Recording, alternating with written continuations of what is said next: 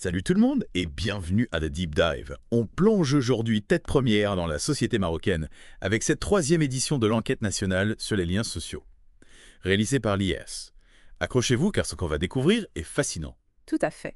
Cette enquête est une vraie mine d'or pour comprendre comment les Marocains tissent des liens, que ce soit au sein de leur famille, de leur communauté, ou même à l'échelle nationale. Exactement. Et ce qui est captivant, c'est ce paradoxe que l'enquête révèle. D'un côté, on observe une stabilité remarquable avec la famille comme pilier central et un fort sentiment d'appartenance nationale. Mais de l'autre, on voit des changements subtils, influencés par la mondialisation et les nouvelles technologies. C'est comme si la société marocaine était à la fois ancrée dans ses traditions et en pleine mutation. Absolument. C'est ce qui rend cette analyse si passionnante. On va pouvoir décortiquer ces tendances de fond, comprendre les nuances et essayer de saisir ce que cela signifie pour l'avenir du Maroc. Alors, commençons par l'élément central de la société marocaine, la famille. Ce qui ressort clairement de l'enquête, c'est que les liens familiaux sont considérés comme les plus forts de tous, encore plus qu'en 2011 et 2016.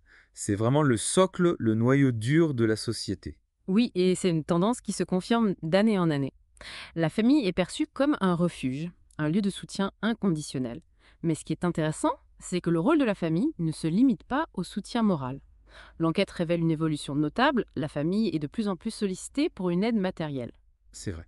Et cela soulève des questions sur l'évolution économique du Maroc. Est-ce que la famille devient un filet de sécurité face aux difficultés économiques?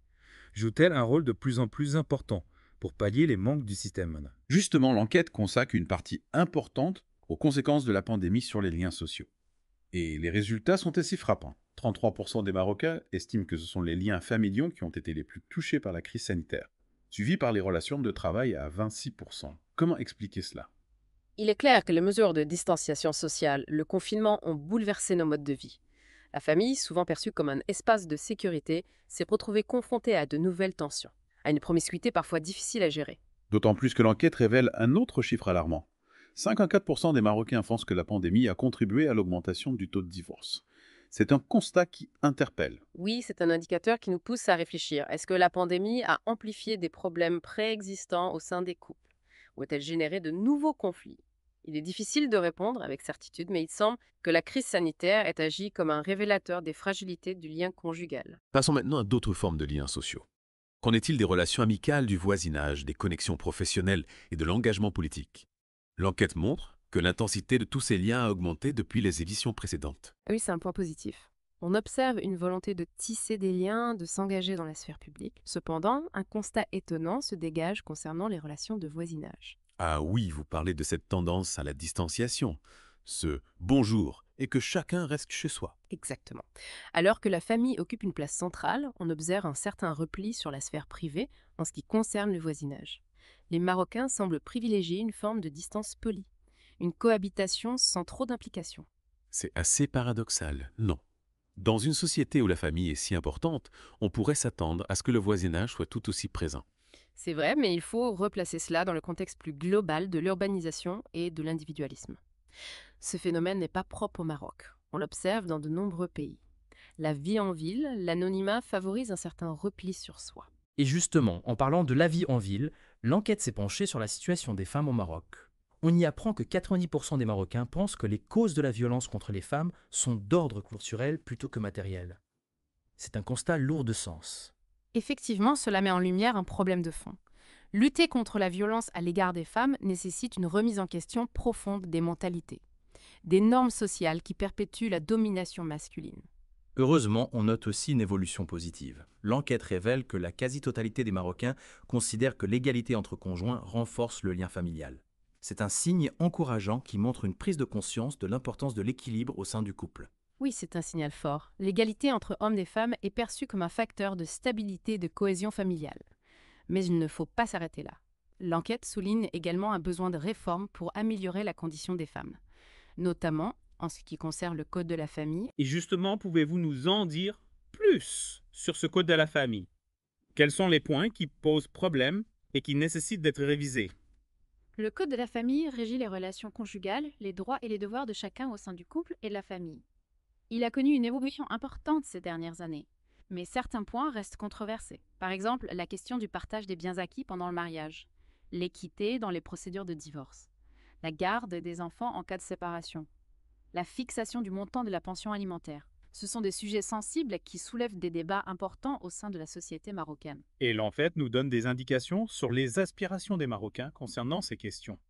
Absolument. L'enquête révèle que près des 3/4 des Marocains souhaitent l'adoption de nouvelles mesures pour renforcer l'égalité entre hommes et femmes dans le Code de la famille. Il y a une véritable demande de justice d'équité dans les relations conjugales. C'est donc un sujet qui préoccupe les Marocains et qui appelle à des réformes concrètes. Exactement.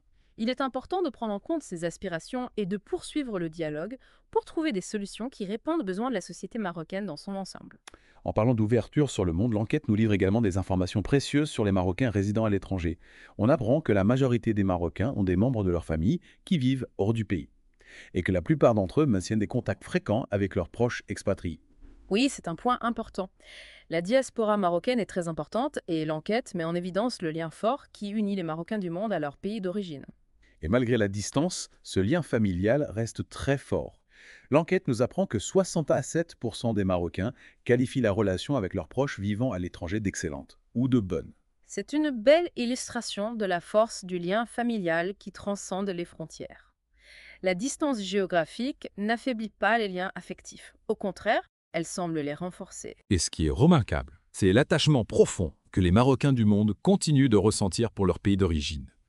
L'enquête révèle que cet attachement est évalué à 8 sur 10. C'est un témoignage puissant de l'importance de l'identité et du sentiment d'appartenance. Les Marocains du monde, bien qu'éloignés géographiquement, restent profondément attachés à leurs racines, à leur culture, à leur histoire. C'est fascinant de constater cette double réalité. Une société marocaine qui évolue, qui s'ouvre au monde, mais qui reste profondément attachée à ses valeurs, à ses traditions, à ses liens familiaux. Oui, c'est ce qui fait la richesse et la complexité de la société marocaine. C'est un pays en mouvement, en pleine mutation, mais qui conserve un socle solide des repères identitaires forts. Et cette enquête nous donne de précieuses clés pour comprendre ces dynamiques, ces tensions, ces évolutions. Elle nous permet d'appréhender les défis et les opportunités qui se présentent à la société marocaine. Tout à fait. L'enquête de l'IR est un outil précieux pour tous ceux qui s'intéressent au Maroc, à son évolution, à son avenir. Et pour nos auditeurs, on aimerait vous laisser avec une question à méditer.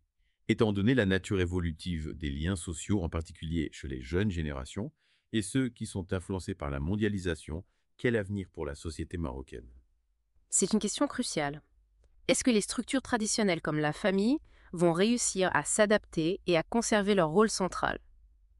Ou bien, verra-t-on émerger de nouvelles formes de connexion plus individualistes, plus en phase avec une société globalisée? En effet, l'enquête montre une certaine tension entre la force des liens familiaux et l'émergence de tendances individualistes, notamment chez les jeunes. Comment concilier ces deux aspirations qui semblent parfois contradictoires? C'est un défi majeur pour le Maroc. Il s'agit de trouver un équilibre entre le respect des traditions et l'ouverture au monde, entre la solidarité familiale et l'épanouissement individuel. Et la réponse à cette question n'est pas simple.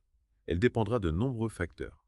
L'évolution économique, les politiques publiques, les choix individuels. Exactement. Il est impossible de prédire l'avenir avec certitude, mais l'enquête nous donne des pistes de réflexion, des éléments pour comprendre les dynamiques à l'œuvre.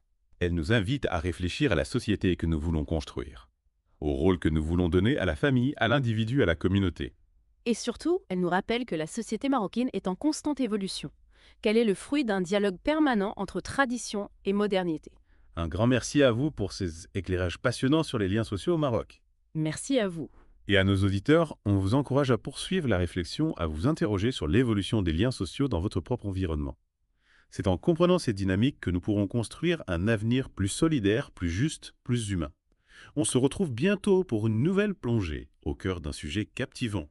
À bientôt sur Deep Dive.